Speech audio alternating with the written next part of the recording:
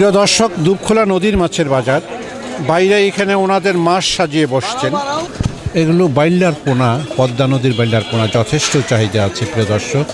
দাম চাচ্ছে 1200 টাকা কেজি। বাতাস, এটা বাতাস আপনাকে 1300 টাকা কেজি।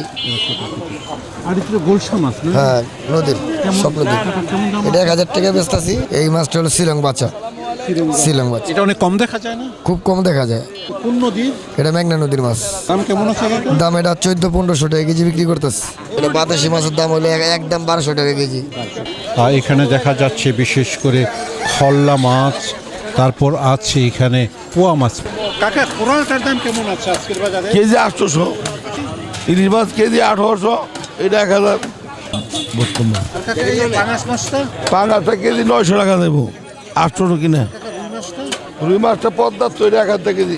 একদম পদ্মা? হ্যাঁ, একদম পদ্মা। প্রিয় দর্শক, সবগুলো মাছই ওনার পদ্মার।